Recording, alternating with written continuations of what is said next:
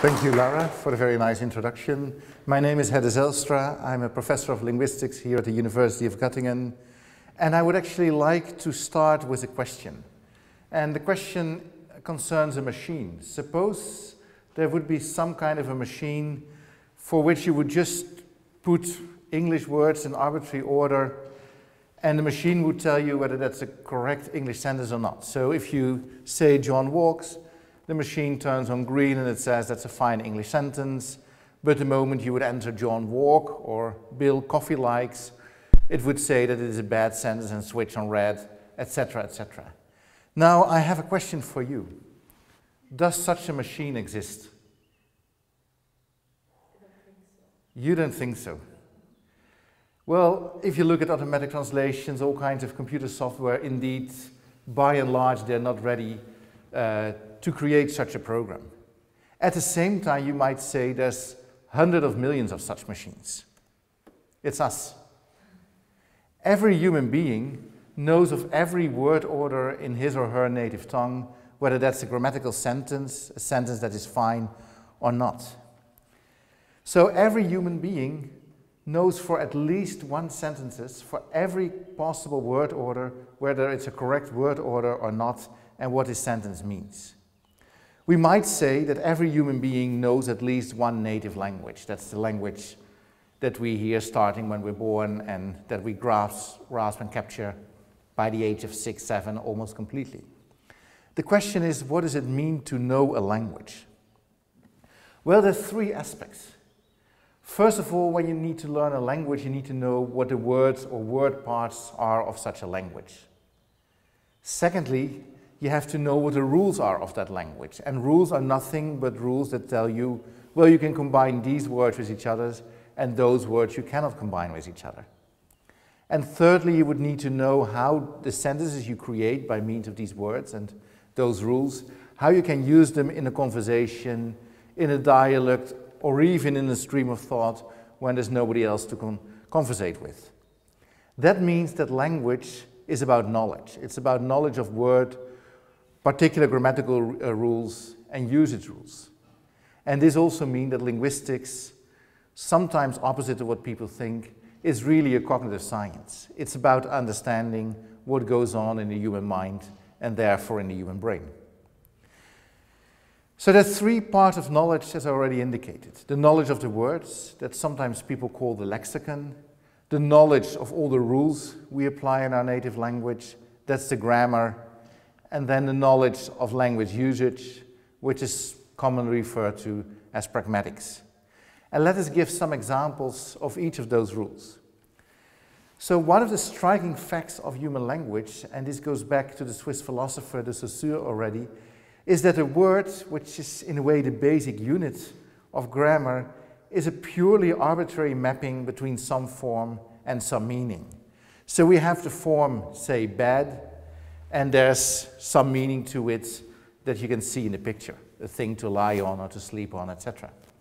There's no connection, real connection between the form exactly and its meaning. There's no B-E-D-E thing about a bed. If this were French, you would just call it lit, and there's no connection between bed and lit. Still, the meaning is all the same. Actually, it doesn't suffice to say that words just have a form or a meaning. There's more to say to them. Words actually have phonological properties, that is sound properties, where sound can be thought of as very broad. Even sign language uses a form that you might call sound, but is nothing but a movement of your fingers or your hands or your head. So there's the phonological features that together create the pronunciation bad. There's the semantic properties, that is something like thing to lie on. And in addition, every word has some syntactic properties. In this case, at least, it is a noun, but there might be more to say to that. The fact that we have three types of properties means that there are three types of grammatical rules that apply in a language. There's phonological rules, and one good example of a phonological rule in English is the rule that captures the usage of a or un for the indefinite article. It is a banana and un orange. The rule is very simple. If the word starts with a vowel, you have an, otherwise you have a. And actually, sometimes things can even change. So an orange used to be a norange or naranja, as you say in Spanish, so there it just changed. Comparatives in English, like bigger and smaller, also have some phonological rules behind them. Because the moment the word contains a much richer structure, and say more than two syllables, then you cannot put the ER at a word again to make it a comparative. Big, bigger is perfectly fine, but it's weird to say intelligent, intelligenter, or attractive, attractiver. It's purely the sound properties of a word that determine that. There's nothing in the meaning that tells you that intelligenter is a weird English word. Then there are syntactic rules, and for those of you a little bit more familiar with grammar, I also include morphological rules into them. Those are the rules that tell you which words can be combined and what word parts can be combined. So in English, there's a classical rule that says that the basic word order is subject, verb, object, and not, for instance, subject, object, verb, as is the case in half of the world languages.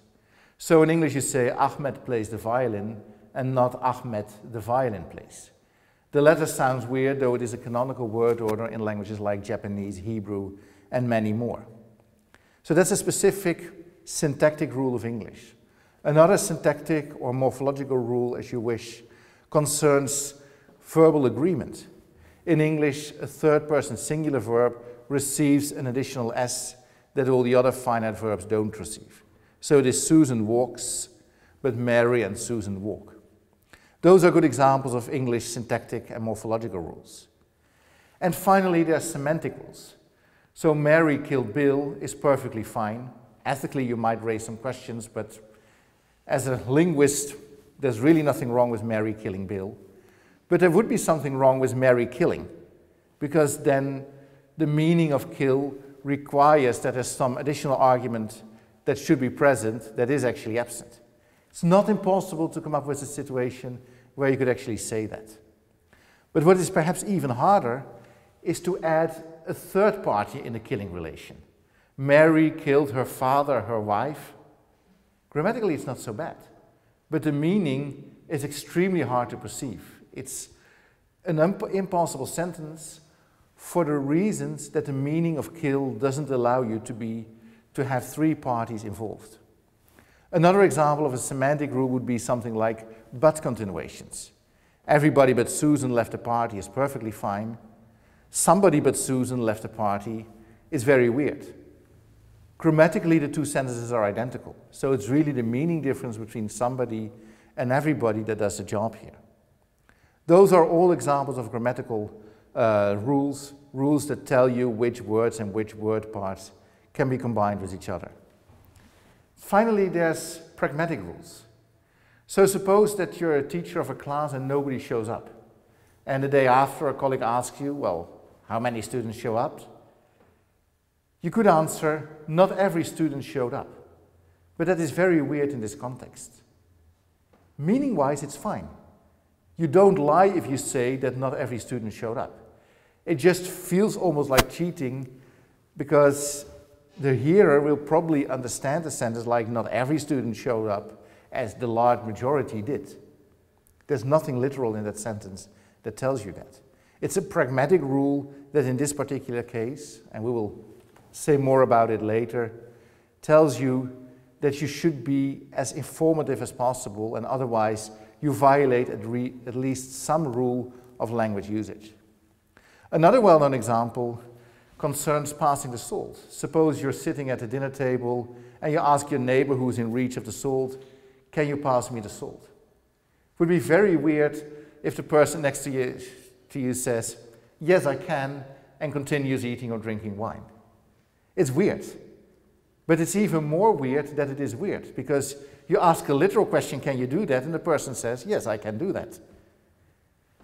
Apparently, you expect in this particular case also that the person passes the salt on.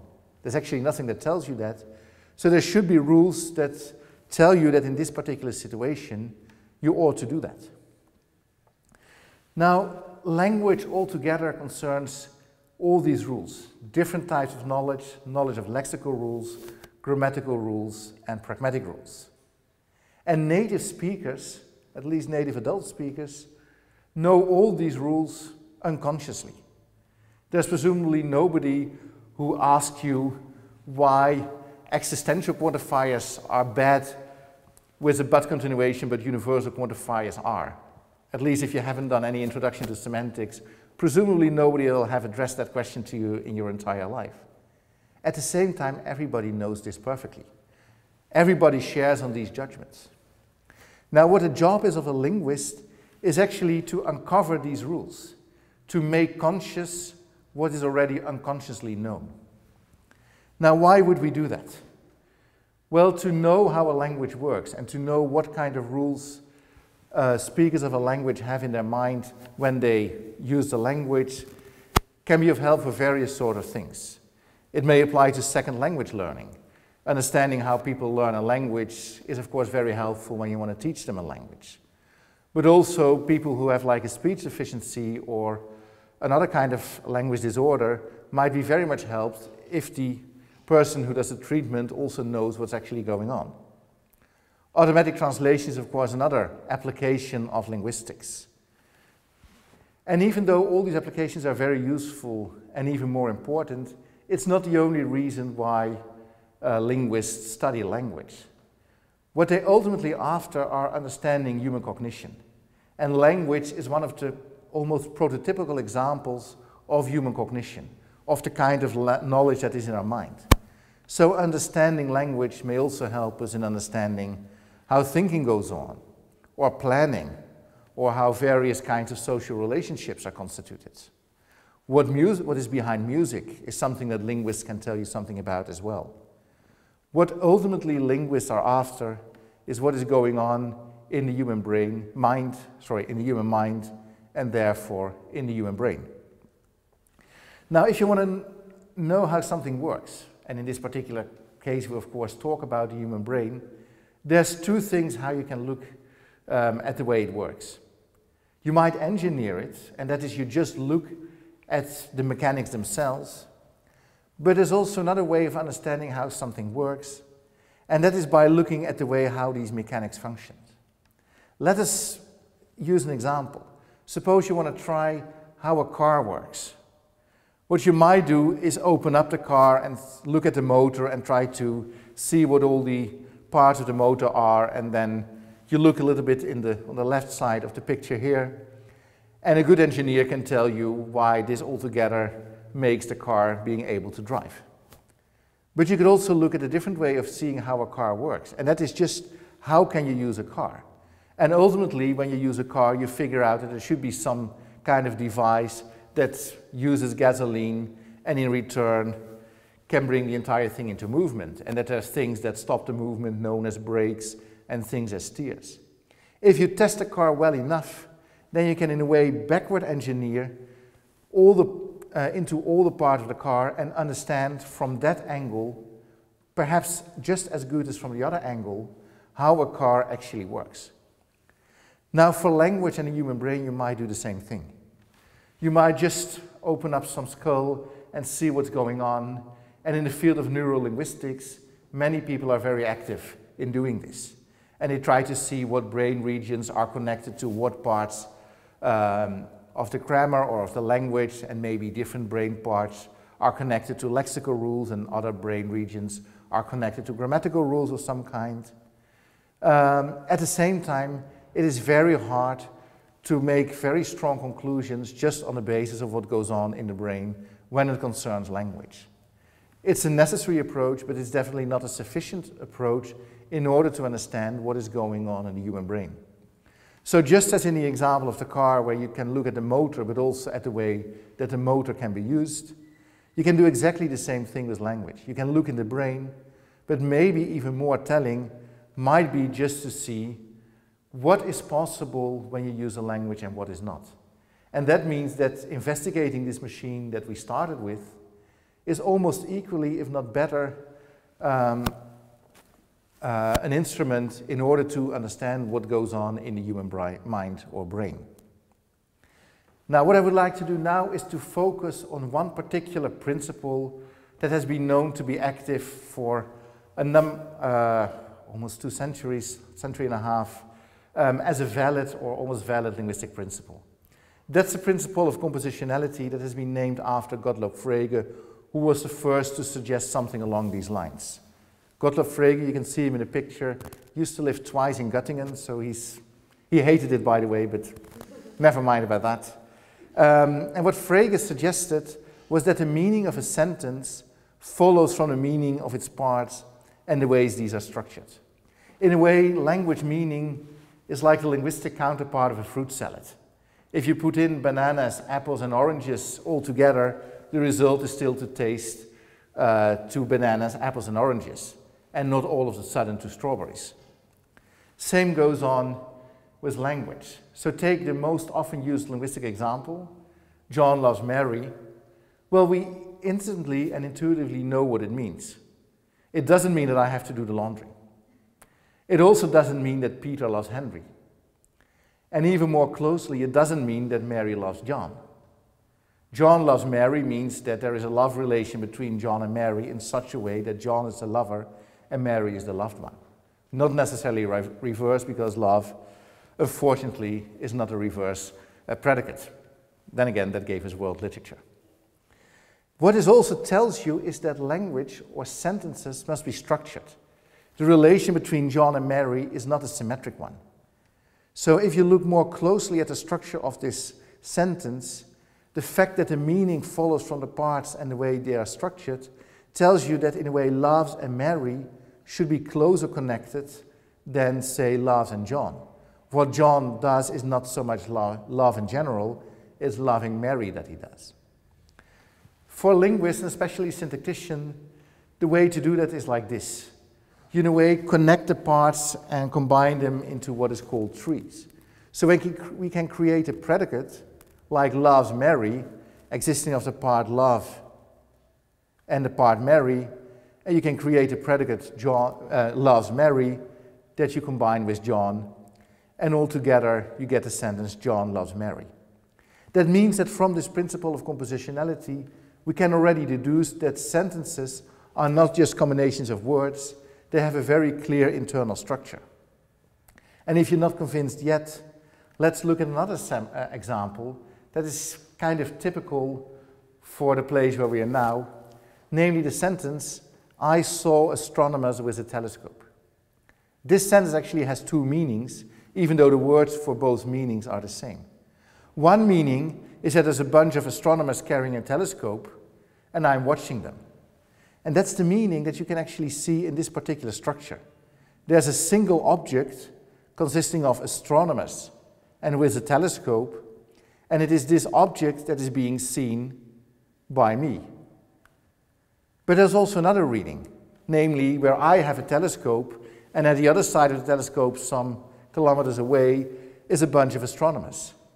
In that case, even though the words are the same, the meaning is different, and that can only be due to the fact that the structure is different. There's a predicate, see astronomers or saw astronomers, and this predicate is being modified with an instrument, saw astronomers with a telescope. And this modified predicate is in a way applied to me. So here you have 2 different meanings that result from the same set of words and tell you that sentences must be structured. That is one of the facts that already follows from this principle of compositionality. And there are actually many, many linguistic facts that follow from it. It's a cornerstone in linguistic theory. At the same time, this principle faces various serious challenges, and they come about in 2 kinds. There are sentences that in a way seem to say less than they mean, and then there are sentences that say more than they mean, or at least they seem to say more than they mean. Let's look at examples of both.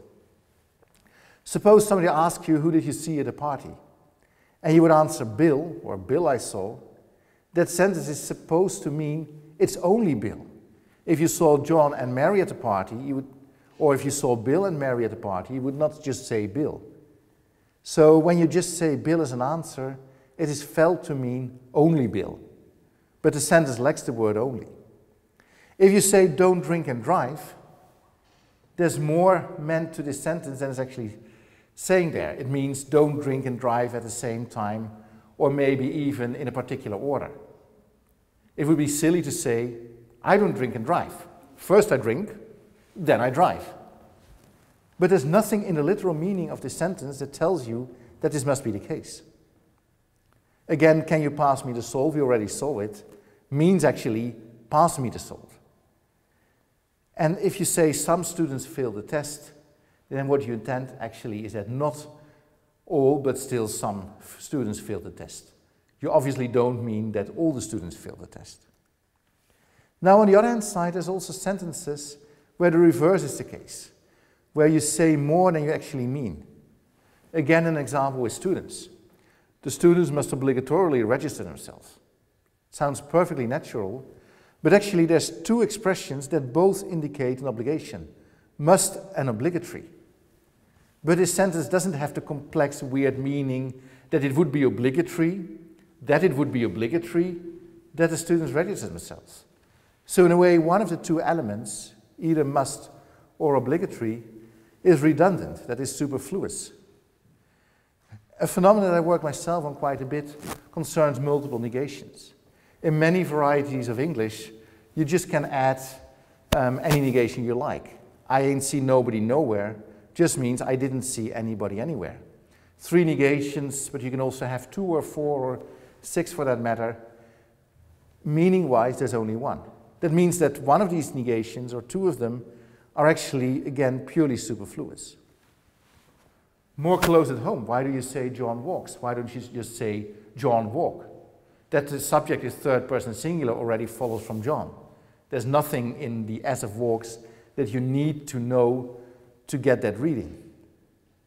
An example for German that works better than English, an der schönen blauen Donau. Donau is feminine, and to the extent that that means something, it's only the Donau that is feminine, but here you say at least 4 times that the noun is feminine. You use the noun itself, you have the adjectives schönen and blauen, and then on top of that you also have the determiner that again receives a feminine form, der. And here's another example. John said yesterday that he felt ill. This is an event that happened yesterday, in the past. At that time, the following was true. John is saying, I feel ill. But the fact that the sentence is put in the past tense is expressed 3 times. Yesterday is, of course, a temporal expression, and then you put the verb in the past tense, and even the second verb, felt, is also in the past tense. In a way, again, there are 2 past tenses too many. The question is, do these types of sentences really form counterexamples to the principle of compositionality, or is something else at hand? Why does language allow for such apparent exceptions to the principle of compositionality? Well, let's look at both cases in turn. First, look at underspecification, where you say less than you mean, and then look at overspecification, where you say a little bit too much. What we can see is that apart from a literal meaning, a sentence has also particular usage conditions. And it's actually these usage conditions that enrich the meaning of a sentence. And this all goes back to a principle known as the Principle of Cooperation, originally proposed or formulated by Paul Grice in the mid-70s. What Grice said is that generally you can expect members of a conversation, participants in the conversation, to act cooperatively. It doesn't mean that they have to do that, but it's that you can assume that in the usual cases, presumably they are, and if that is the case, you can infer more than what is literally said. In fact, Grice proposed 4 maxims, nowadays known as the Gricean maxims. For instance, that in principle, you should say that something is true, or you should say something that is true. It doesn't mean that Grice forbids you to lie. The only thing that Grice does is tell that if you lie, you're not a very cooperative speaker. Also, Grice says that for linguistic cooperation, the contribution should be as informative as is required. It should be relevant, and it should be perspicuous. So if you say, who did you see at the party, and ignore the typo, if you say, Bill I saw, and the hearer can presume that the speaker is maximally informative, then the sentence means only Bill I saw. Because if the speaker had also seen Mary and the speaker were maximally informative, then the speaker would have said Bill and Mary I saw. Don't drink and drive requires some kind of a relevant reading. We know that driving is not a very wise thing to do when you're drunk, so it means that that order should be discouraged. That when you come home from driving, you may have another glass of wine. Nobody will forbid you that when you use a sentence like this. Of course, can you pass me the salt? If I see that you're in front of the salt, then I know that you can pass it to me, so why would I ask it? Maybe I could saliently ask it if you have 2 broken arms, but otherwise it means that I make a relevant contribution. Asking for something I know is not very relevant, so presumably I will have another purpose when asking this. Can you pass me the salt means give me the salt. Similar things apply to things like some students failed the test. If they were all students, then you probably would have said so. Now, if these meaning enrichments indeed follow from additional reasoning by speakers and also by hearers about what is said, and quite importantly, also about what could have been instead but what was not said, the literal meanings themselves are still compositional. That means that compositionality is retained, but there are usage conditions that apply on top of those literal conditions. At the same time, you can of course wonder whether this is all there is to say. Can speakers always be expected to be cooperative? Are these the maxims that we need? Are all these meaning enrichment the result of such Gricean maxims and pragmatic reasoning? And also, can we always make a very clear-cut distinction between the literal and the enriched meaning? But if there's an answer to those questions, then you can indeed maintain that language is, despite appearances, indeed compositional. So now let's look at the other side. What about those cases where people seem to say more than is meant? These would be a serious problem for compositionality, but only under the condition that every word or every word part indeed makes a meaning contribution. The question is, do they? And for this I would like the German native speakers in this audience to again play with 2 sentences. There's 2 German sentences and they're both wrong. Du gehe and ich gehst. But my question is, what would, suppose a foreigner speaks those sentences, how would you understand du gehe? Anybody? To go away. You go. Why not I go? Because I think the subject is a bit more relevant, but that depends on the case. Presumably yes, but that means that ich gehst would mean I go. What you have here is a mismatch. There's a subject du, and the verb is marked for first person singular. Here, the verb is marked for second person singular, but the subject is a first person. Now, if each of those 4 elements would make an equal contribution to the meaning of the sentence, you just might as well say that du gehe means I go, because the verb is marked for first person. Apparently, it's the subject that matters, and the shape of the verb doesn't play so much of a role. But if that is the case, then what you actually say is that the verbal inflection, the exact shape of the verb, is something that is meaningless. Finite verbs just happen to take a shape that matches with the subject, but the shape itself doesn't have a meaning of its own. It's a subject that has a particular meaning, and the verb is like a chameleon. It just takes the color that the subject happens to have. It's in a way a flag of saying the subject should be of this particular kind. Now, there might actually be very fruitful benefits from this. So in a language like Italian, you can say io canto, I sing, io is I, canto is sing, marked for first person.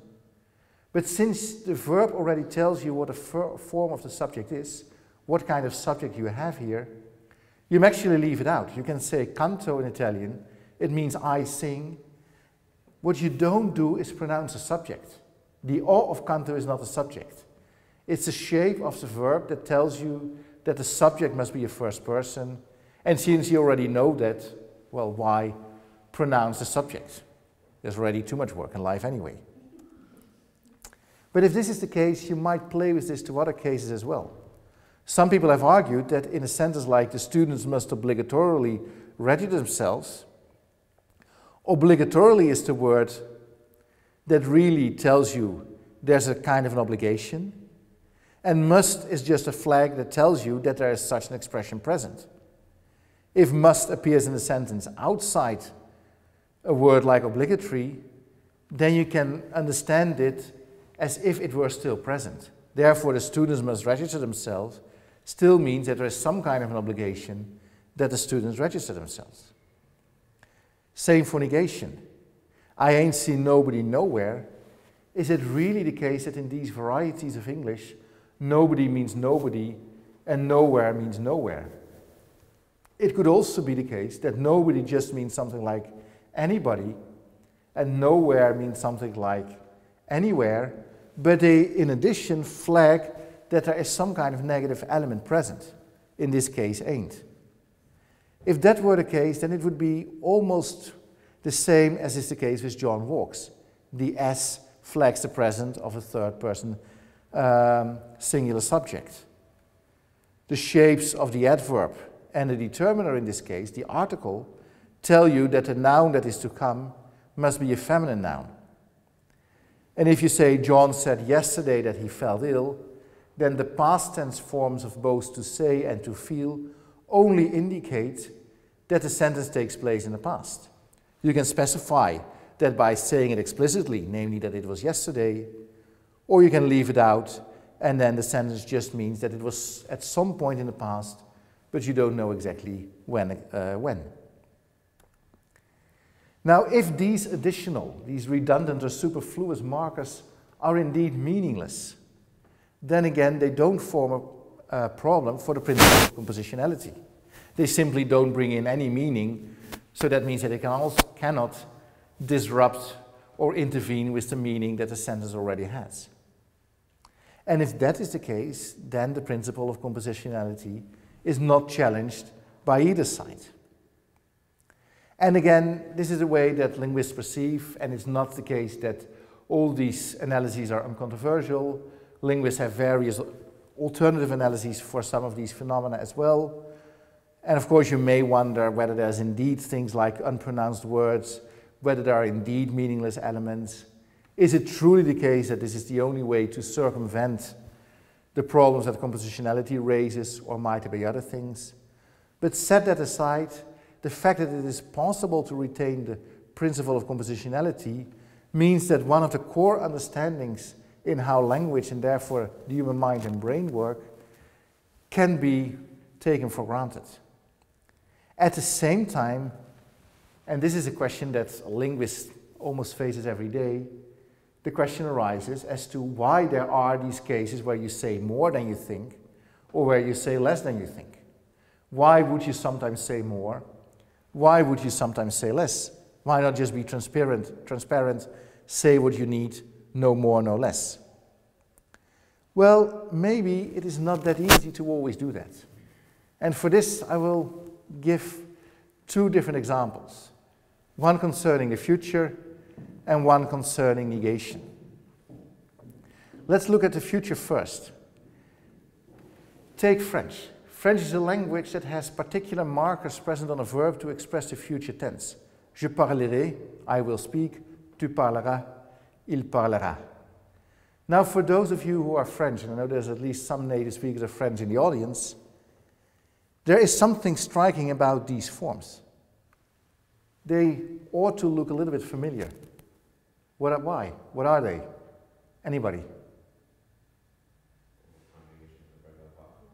It's indeed the verb avoir, the verb to have, that looks exactly the same.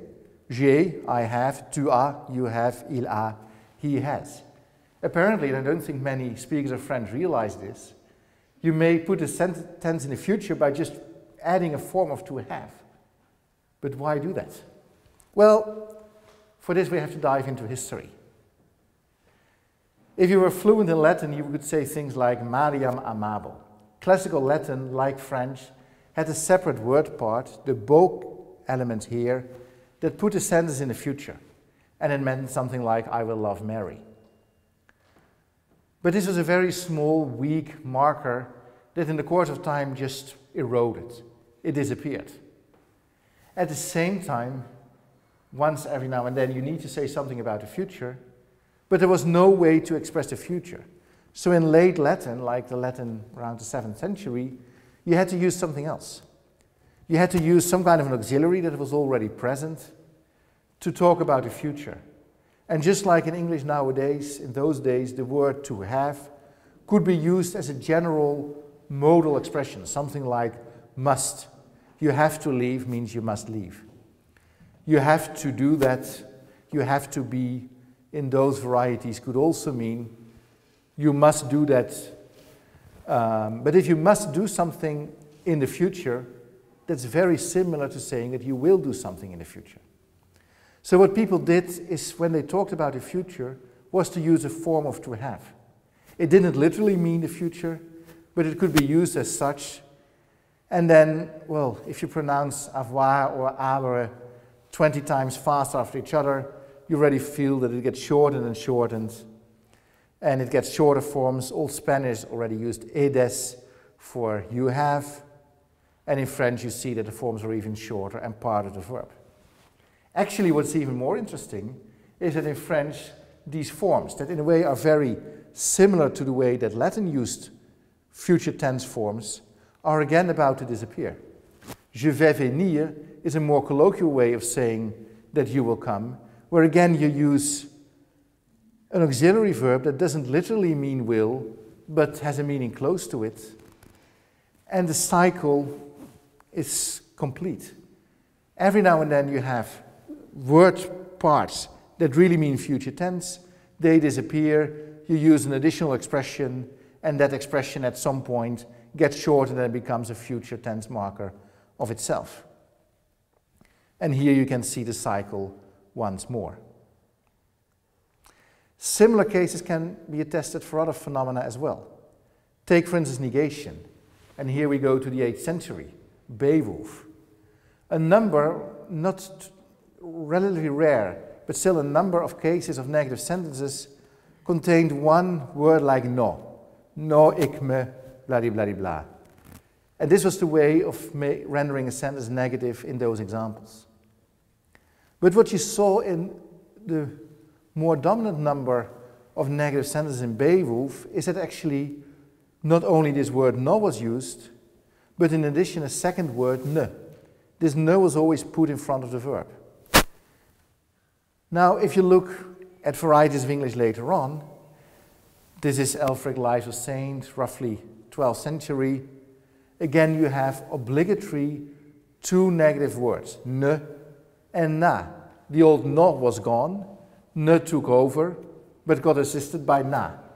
And this na, which came from na what, ne what, so to speak, is the ancestor of current English not.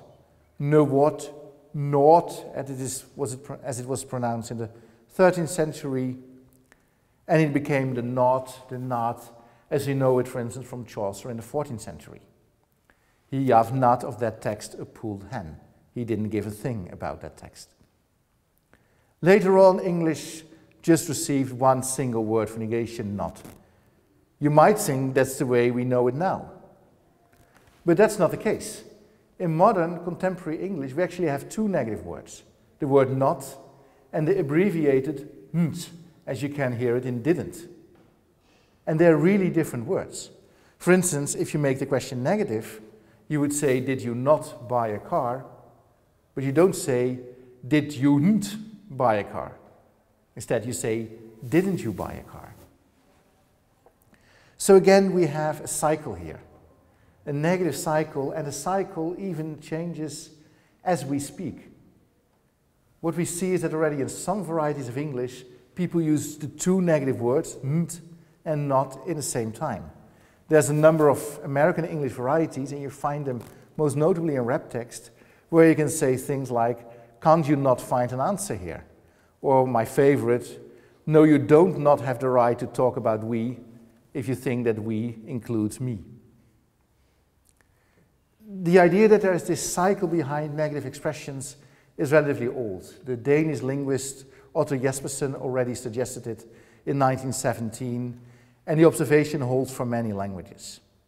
Without going into detail, what he said is that at some point as negative adverbs, they get shortened, they're insufficient to make a sentence negative on their own, a second word comes in, and then the original word disappears, and the second word gets shortened, and the cycle repeats itself again and again. This is not only the case in English, it's the case in many languages. I think of most languages of which the history is well documented, you can find similar patterns. And actually, if you go back from Old Latin to contemporary French or even French-based modern languages like Haitian Creole, you can see that the entire cycle already went on twice. From ne dico to ne dico oinem, non dico, Old French je ne dis. Then in French you got the additional negative marker je ne dis pas. Nowadays in French the ne gets gone, you say rather things like je dis pas. In the Québécois variety of French the word ne is completely gone or almost completely gone. And in Haitian Creole you even use the pas in the position where in Old French you use the word ne. I will not explain this example in detail. The only thing intended here is to show that the pattern that we observed for English applies actually to many other languages as well. So what do we see? We see that languages can display both overspecification and underspecification. Sometimes you say more than you think, sometimes you say less than you think, but both cases are not a problem for the principle of compositionality. They're fully compatible with it. In fact, if there are multiple ways to express the same meaning, to convey the same thought, either by means of overspecification, by means of underspecification, or by means of being transparent, you may actually expect that languages indeed employ these different strategies, and that they will vary with respect to each other from this, or that they change over time in such a respect. And the historical data can actually tell us how and why languages indeed do change from one expression strategy to another. What this tells us, I think, is that studying that the way meanings can be expressed over time and in different languages actually may give us a better understanding of how human beings express language thought, how they combine form to meaning, and how they say more or less what you think, and what this tells us about what is indeed, in the end, going on in human cognition. Thank you.